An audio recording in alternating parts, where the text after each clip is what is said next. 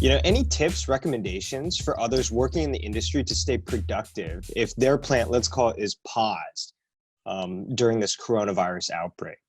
Yeah, I think if you're in a situation where you're not seeing the same amount of time on the floor that you traditionally would, I think there's a couple things that you can do. And I do realize that not every facility is going to be this way.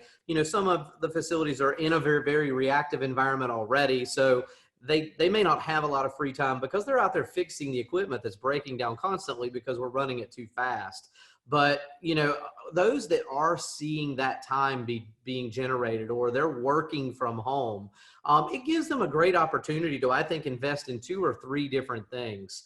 The first one for me is going to be taking that time to clean house, if you will. And what I mean is, maybe it's taking job procedures and getting them together so that you begin to build a job plan library that can be used within your EAM.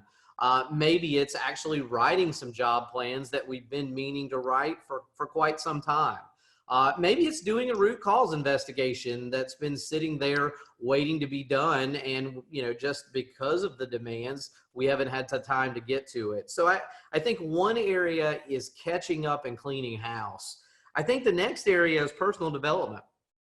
A lot of folks tell me over and over that, I'd love to learn more about XYZ, planning, scheduling, reliability engineering, maintenance engineering, leadership, communication, whatever the case may be. I feel like this is an opportunity for folks to focus in those developmental areas that they want to improve.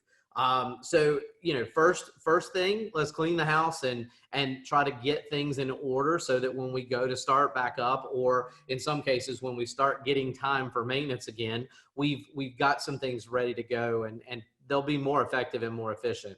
The second one, of course, is that ability to develop our skills, or sharpen the saw, as many people call it. And then the third for me is one that's maybe not as much fun, but is very, very, very critical. And that's really starting to document and refine your business processes. So first one, clean up the house. Second one, let's go in here and make sure that we are developing our skills or sharpening the saw. And then the third one is mapping and beginning to document our business processes. And I'll be the first to tell you, Ryan, business processes are not something that I used to love.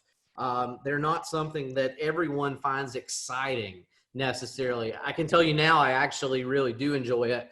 And I'll tell you why in a minute. But I think if we can begin to look at our current state processes and look for inefficiencies or broken links where feedback is not getting back to the originators, or if we've got ways of bypassing critical steps, if we can start to figure those things out and then begin to fix that during this unfortunate period of time we've got here, then we can put those in play and start using them as we come out of this on the other side. Absolutely. So, what I heard you say, Shon, is it's time to bring out that backlog. It's time, for folks in the industry, this is finally the time that we don't have to fight with production and operations to take some time of the machines and equipment to do our backlog. This is the perfect time.